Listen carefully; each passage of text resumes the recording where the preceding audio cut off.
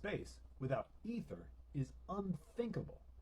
That's not me saying that. That's Einstein saying that in a speech in which he was explaining that general relativity is an ether theory, and this was 15 years after special relativity.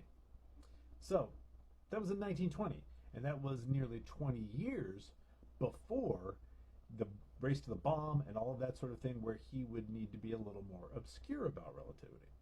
So today we're told space warps and it expands, and but it's nothing, and it has properties and energy density and things like that. And there's invisible dark matter and energy that makes up 95% of the universe, but space is nothing.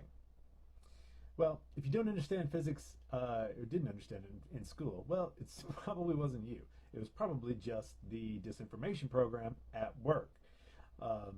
Like politicians, they use the truth to tell fictions instead of, like an artist, using fictions to tell the truth.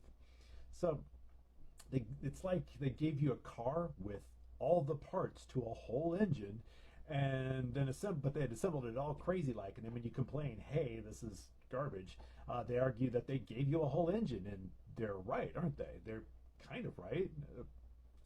What's going on there, right? It's a type of illusion.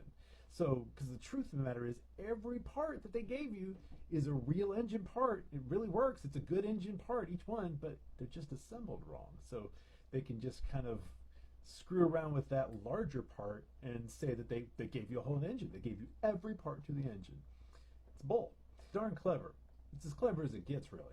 And it's all from going down the road to hell, paved with good intentions, which starts right at trying to make sure that everybody doesn't get blown up. But it ends where we are now, where here's this thing where the knowledge of the ether could possibly save the world. It could literally change this whole climate catastrophe. It could do things for us that are amazing, but we're living by the fears of old men instead of actually progressing. In my coming episodes, I'm going to talk about some of the specific people involved. Most recently, there's a CIA spook slash physicist. He's a real physicist that has been involved. He's involved right now in disinformation and was involved all the way back in the 70s. There's a few other characters I can talk about. So that's going to be in my coming video series. And I hope you'll join me, and I hope you'll share this with others. Thanks a lot.